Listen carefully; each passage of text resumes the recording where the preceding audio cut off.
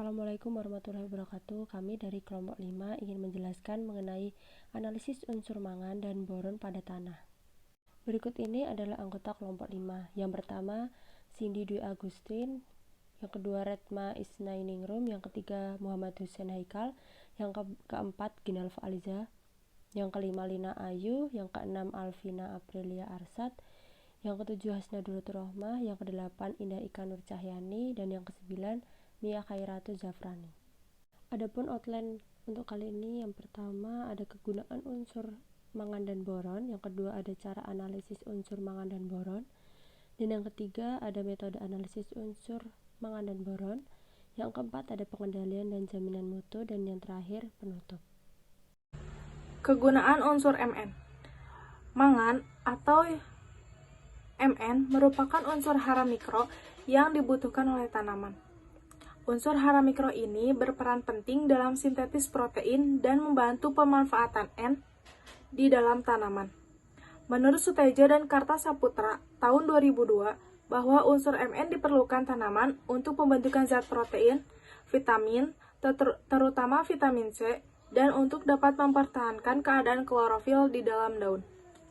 Cara analisis unsur Mn. Pengambilan contoh tanah untuk mengetahui status hara atau kesuburan tanah menggunakan sistem composite sample, yaitu percampuran contoh yang diambil dari areal yang dikehendaki, meliputi dua tahap. Yang pertama, pengambilan sampel tanah pada ketinggian 0 sampai 200 meter di atas permukaan laut, dan yang untuk B 201 sampai 400 mdpl, dan yang untuk C 401 sampai 600 mdpl.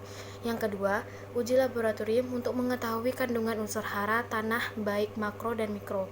Pengambilan contoh tanah menggunakan sistem composite sample, yaitu percampuran contoh yang diambil dari areal yang dikehendaki. Data hasil analisis laboratorium akan ditabulasi berdasarkan ketinggian tempat, kemudian dianalisis secara deskriptif. Metode analisis unsur Mn. Metode pengambilan sampel tanah dilakukan dengan menggunakan sistem composite sample, yang artinya sampel diambil mewakili areal yang relatif seragam dalam hal jenis tanah, topografi, kemiringan, dan bahan induk. Pengambilan contoh tanah berupa irisan tipis sedalam 20 cm di daerah prakaran. Contoh tanah diambil masing-masing sebanyak 100 gram. Kemudian tanah dihomogenkan dan diambil 200 gram untuk keperluan analisis laboratorium. Data hasil analisis laboratorium akan ditabulasi berdasarkan kemiringan tempat, kemudian dianalisis secara deskriptif untuk menggambarkan hasil penelitian yang didapatkan. Selanjutnya yaitu pengendalian dan jaminan mutu unsur Mn, di mana kandungan Mn dalam tanah pada umumnya berkisar antara 200 sampai 3000 ppm. Kekurangan Nm dapat menurunkan asimilasi fotosintetik karena Mn berfungsi sebagai aktivator dalam sistem oksidasi reduksi dan sistem transport elektron fotosintesis.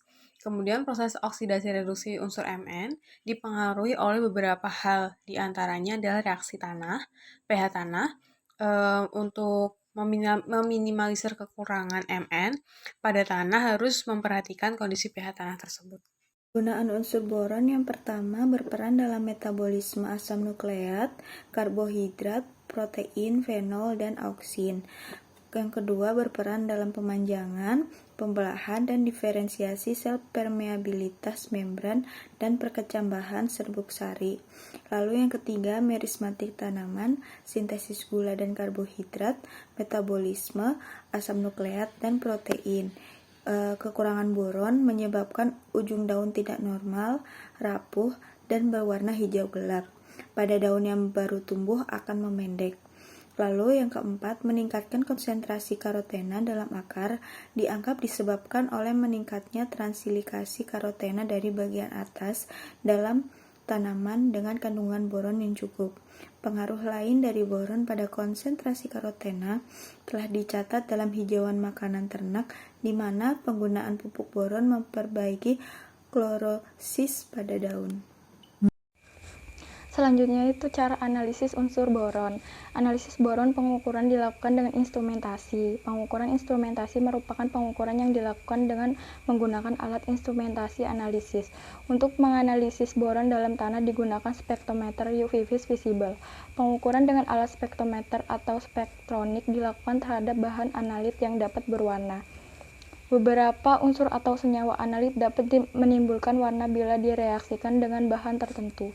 Dalam hal ini digunakan reaksi azometin H. Agar konsentrasi analit dapat diukur, maka kepekatan warna yang ditimbulkan yang selanjutnya akan diukur dengan menggunakan alat spektrometer. Untuk mengetahui konsentrasi analitnya, maka digunakan larutan standar, yaitu larutan yang telah ditetapkan konsentrasinya dan diberi bahan yang dapat memberikan warna yang sama. Kemudian diukur absorbennya di alat spektrometer.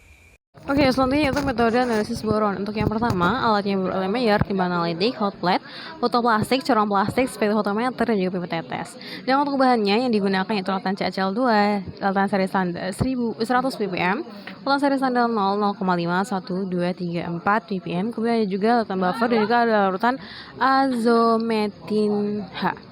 Untuk prosedurnya, yang pertama itu pembuatan larutan CaCl2, di mana untuk pembuatannya ditimbang sebanyak 55 gram CaCl2 dalam gelas piala, kemudian dilakukan dengan aquades dan dimasukkan ke dalam labu ukur sebesar 1 liter. Untuk yang kedua itu pembuatan larutan seri standar 100 ppm, itu dengan mengimpor 10 ml lautan standar 1000 ppm boron, kemudian diajarkan dengan aquades dan dimasukkan ke dalam labu ukur 100 ml. Untuk yang selanjutnya itu pembuatan larutan seri standar 0, 0,5, 1, 2, 3, 4 ppm. Untuk cara pembuatannya, di mana dipipet larutan standar boron ke dalam labu ukur 100 ml ke dalam masing-masing konsentrasi, kemudian diajarkan sampai nada batas dengan aquades. Untuk pembuatan larutan buffernya yaitu dengan 100 gram amonium asetat ditambah dengan 2,68 gram EDTA plus 160 ml air aquades plus 50 ml asam asetat glasial plus 2,4 ml asam tioglikolat, kemudian diaduk hingga merata dan dibiarkan selama 1 malam. Untuk pembuatan larutan azometin H, yaitu ditimbang 0,9 gram azometin H plus 2 gram asam askorbat ke dalam kelas piala, kemudian dilarutkan dengan aquades dan dimasukkan ke dalam lampu ukur 100 ml. Sedangkan untuk preparasi sampelnya, sampel diletakkan di sampel tanah diletakkan pada wadah pengering. Kemudian selama 2-3 hari, sampel tanah dikeringkan, dihaluskan menggunakan alu dan juga lumpang, disaring dengan ayakan 35 mes, dimasukkan ke dalam botol sampel. Untuk analisis sampelnya, ditimbang 10 gram sampel tanah, kemudian masukkan ke dalam Erlenmeyer ASA 250 ml, ditambahkan 80 ml aquades, ditutup Erlenmeyernya dengan penutup kaca, kemudian dipanaskan di atas hot plate sampai mendidih, kemudian diangkat sampel, terus buka penutup kacanya, ditambahkan tetesan CaCl2, diaduk hingga merata, kemudian disaring dengan kertas saring Weizmann nomor 5 ke dalam botol plastik, kemudian dipipet larutan standar 2 ml, dimasukkan ke dalam botol plastik 20 ml, dipipet larutan blanco 2 ml, masukkan ke dalam botol plastik 20 ml. Kemudian dipipet filtrat sampel 2 ml, dimasukkan ke dalam botol plastik. Kemudian ditutup selama ditambahkan 4 ml buffer dan 2 ml azometin H, lalu dikocok. Kemudian ditutup selama 30 menit, ukur absorb. Yang selanjutnya itu ada pengendalian dan jaminan mutu boron pada tanah. Baku mutu kadar boron dalam tanah yang baik adalah antara 2 sampai 270 ppm. Boron dapat diberikan pada tanah maupun pada daun untuk mengkoreksi kekehatan. Kekurangan boron mulai tampak dari pucuk. Daun pucuk menjadi kecil-kecil, tebal, dan diikuti oleh mati pucuk. Kekurangan boron ini dapat diatasi dengan pemupukan boraks. Sedangkan kelebihan boron akan tampak pada daun tua yang ditandai dengan bercak-bercak nekrosis pada daun berupa klorosis yang kemudian menjalar ke arah tulang daun utama. Keracunan boron dapat terjadi karena kemasaman tanah netral atau alkali, tanah yang dari irigasi berkadar boron tinggi, atau dikarenakan oleh pemupukan boron yang terlalu berlebihan. Dan dari kelompok kami ada kurang lebihnya mohon maaf. Wabillahi taufiq wal hidayah. Wassalamualaikum warahmatullahi wabarakatuh.